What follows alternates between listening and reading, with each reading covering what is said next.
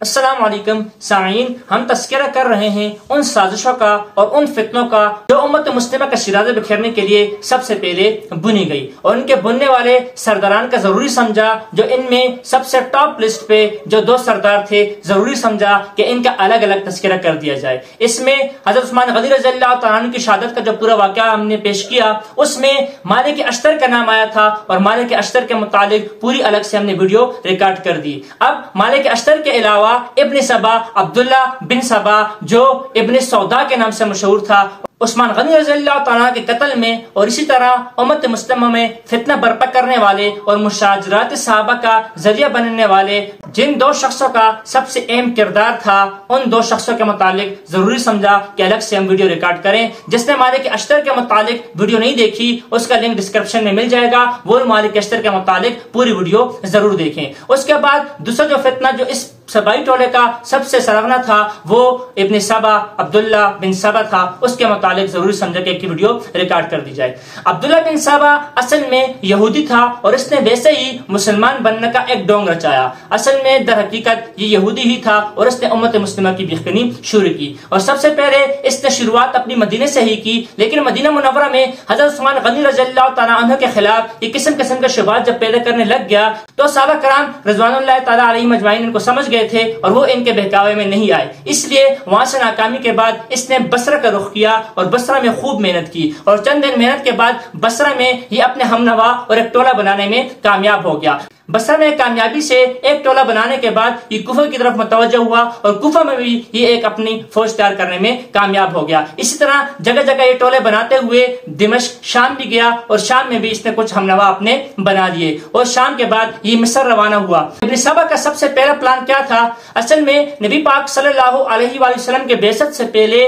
دو قبیلے عرب میں بڑے تھے، جو کہ ایک ہاشم قبیلہ تھا اور ایک بنو امیہ تھا۔ ان کے آپس میں اختلافات بہت ہی زیادہ تھے، اور اکثر لڑائی جھگڑے ہوا کرتے تھے، لیکن نبی پاک صلی اللہ علیہ وسلم کی بعثت کے بعد ان کے ہی لڑائی جھگڑے، فتنہ فساد اور یہ قومیت جو تھی یہ بالکل ختم ہو چکی تھی، اور سب ایک جھنڈا اسلام کے نیچے جمع ہو گئے تھے۔ لیکن ابن سبا نے سب سے پہلے اسی پہ کام شروع کیا کہ اثرنو دوبارہ سے بنو امیہ اور بنو ہاشم کے درمیان دشمنیاں، پھر پرانی دشمنیاں پیدا کر دی جائیں۔ اسی مقصد کے لیے اس نے بصرہ، کوفہ، شام، مدینہ اور مصر کے اسفار کیے، اور تمام شہروں میں کامیابی کے بعد یہ مصر روانہ ہوا، اور سب سے زیادہ اس کو جو ہم نوائی ملی اور سب سے زیادہ جو اس کو کامیابی ملی وہ مصر میں ملی، کیونکہ مصر کے لوگ زیادہ تر جو ان کا جھکاؤ تھا وہ ہاشمی خاندان کی طرف سے تھا، تو اس لیے اس نے سب سے زیادہ کام وہاں پہ کیا۔ ابن سبا وہی شخصیت ہے جس نے سب سے پہلے حضرت علی رضی اللہ تعالیٰ عنہ کی الوہیت کا دعویٰ کیا، یعنی یہ سادہ مسلمانوں کو اپنے جال میں پھنسا رہا تھا، اور یہ حضرت علی رضی اللہ تعالیٰ عنہ کی ولایات، حضرت علی رضی اللہ تعالیٰ کی الوہیت، حضرت علی رضی اللہ تعالیٰ کی بردری ثابت کرنے کے لیے جگہ جگہ پہ اپنی کمپین چلا رہا تھا، اور یہ کم علم مسلمانوں کو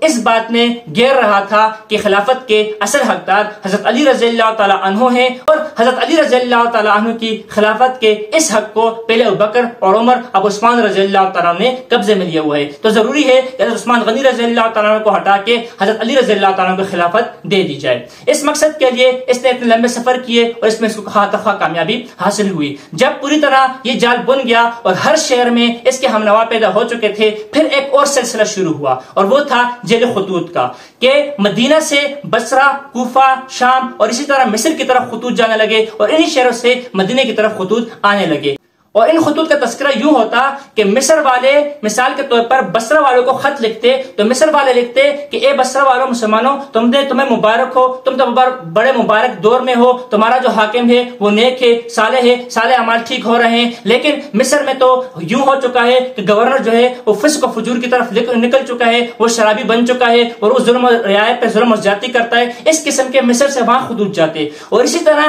اس طرف سے جو خطوط جاتے مصر کی طرف، وہ یہ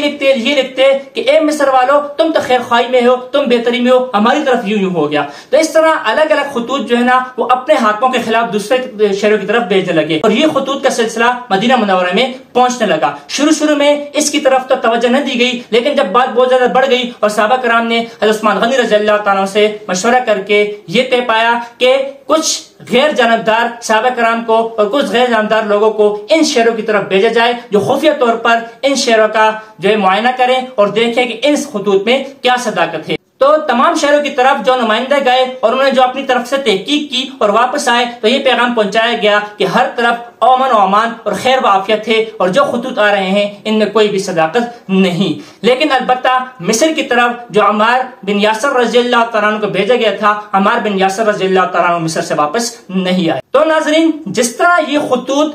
دیگر شہروں سے مدینہ کی طرف آ رہے تھے، اسی طرح مدینہ سے بھی بہت سے خطوط ان شہروں کی طرف جا رہے تھے اور ان خطوط میں لوگوں سے استدعا کی جاتی کہ تم لوگ حضرت عثمان غنی رضی اللہ تعالیٰ عنہ جو کہ نبی پاک صلی اللہ علیہ وسلم اور دیگر خلفاء کا طریقہ چھوڑ چکے ہیں اور وہ غلط راستے پہ نکل چکے ہیں اور رعایا پہ ظلم کر رہے ہیں، ان کے خلاف نکلیں اور ان کو معزول کر کے حضرت علی رضی اللہ تعالیٰ عنہ کے ہاتھ پہ بیعت کریں. اور یہ خطوط جو تھے وہ حضرت علی رضی اللہ تعالیٰ عنہ کی طرف سے منسوب ہوتے، علی رضی اللہ تعالیٰ کا اس پہ نام ہوتا. اور اسی طرح ام المومنین عائشہ صدیقہ رضی اللہ تعالیٰ عنہا کے نام سے بھی خطوط لکھے جاتے تھے، جبکہ اسی طرح کے خطوط کچھ اور شہروں کی طرف حضرت طلحہ رضی اللہ تعالیٰ عنہ اور حضرت زبیر رضی اللہ تعالیٰ عنہ کے نام سے بھی منسوب ہو کے جاتے رہتے تھے. تو ان جھوٹے خطوط نے جو کہ امہات المومنین اور اکابر صحابہ اور علی رضی اللہ تعالیٰ عنہ کی طرف منسوب ہوتے اور ان خطوط جو باقی شہروں میں جاتے اور ان سے بار بار عوام سے کہا جاتا کہ عثمان کے خلاف خروج کریں اور عثمان کو معزول کر کے علی رضی اللہ تعالیٰ عنہ اور بعض خطوط میں زبیر اور طلحہ رضی اللہ تعالیٰ عنہ کو خلیفہ بنانے کی استدعا کی جاتی، اس نے لوگوں میں ایک فتنہ برپا کر دیا. جب فتنہ اپنے عروج کو پہنچا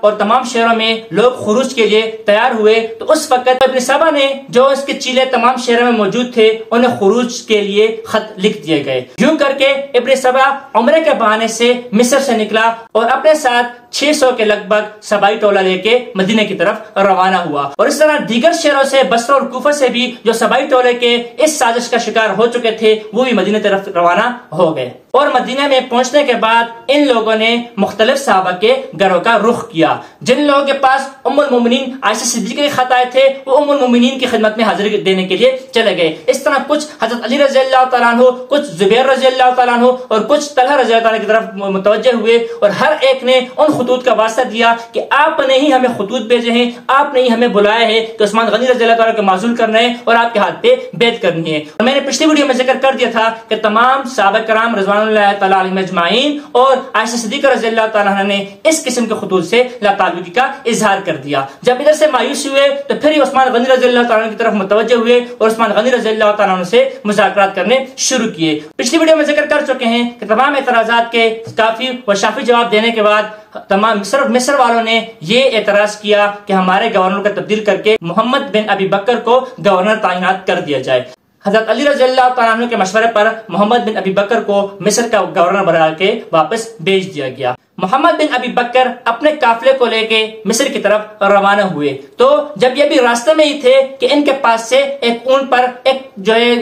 حبشی غلام گزرا. انہوں نے اس حبشی غلام سے کوئی تعارض نہیں کیا، لیکن کچھ دیر کے بعد، کچھ اور مسافتوں کے بعد وہی حبشی غلام اس اونٹ پہ واپس آ رہا تھا. گویا کہ وہ اونٹ پہ سوار جو حبشی غلام تھا وہ خود بخود ان کی نظر میں آنا چاہ رہا تھا، انہیں سے دست اندازی کرنا چاہ رہا تھا. جب ان لوگوں نے اس حبشی غلام کو گرفتار کیا تو اس حبشی غلام نے اقرار کیا کہ وہ عثمان غنی رضی اللہ تعالیٰ عنہ کی طرف سے قاصد ہے اور مصر کی طرف خط لے جا رہا ہے. اور جب خط کی پوچھ تاچھ کی گئی اور خط اس سے نکالا گیا تو اس خط میں یہ لکھا ہوا تھا کہ محمد بن ابی بکر جب مصر پہنچے تو اس کو قتل کر دیا جائے. خط کے پکڑے جانے کے بعد یہی قافلہ اب محمد بن ابی بکر کی سرکردگی میں واپس مدینہ پہنچا اور نعرہ تکبیر اللہ اکبر کے نعرے لگا کے اس نے عثمان غنی رضی اللہ عنہ کے گھر کا گھیراؤ کر دیا. اور اس کے بعد علی رضی اللہ تعالیٰ سے بات چیت انہوں نے کی اور کہا کہ یہ دیکھیں عثمان غنی نے ہمارے قتل کا خط جاری کیا ہے، آپ عثمان غنی کو اس کے بدلے میں قتل کریں یا اس کے بدلے میں معزول کریں. لیکن علی رضی اللہ تعالیٰ عنہ اس کی ان سازش کو سمجھ چکے تھے،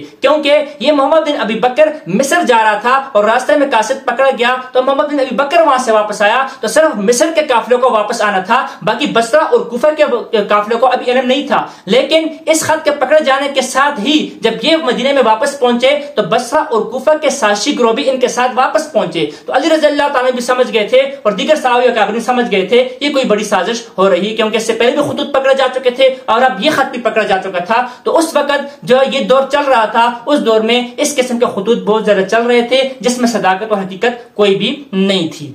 محترم سامعین، ابن سبا کا مختصراً تذکرہ ہم آپ کے سامنے کر چکے ہیں. صرف اس کے خاتمے کے متعلق سن لیجئے گا کہ ابن سبا کے جو سب سے پہلے وہی شخصیت تھی جس نے حضرت علی رضی اللہ تعالیٰ کی الوہیت کا، یعنی اس نے یہ دعویٰ کیا کہ اصل میں حضرت علی رضی اللہ تعالیٰ نعوذ باللہ خدا ہیں. اور بعض اوقات کچھ روایت میں یہ بھی آتا ہے کہ انہوں نے خود بعد میں نبوت کا دعویٰ بھی کیا. اس کے اس گمراہ کن عقائد کی وجہ سے آخر میں حضرت علی کرم اللہ وجہہ نے ہی ان کو زندہ جلا دیا تھا تاکہ یہ فتنہ بالکل جڑ سے ہی ختم ہو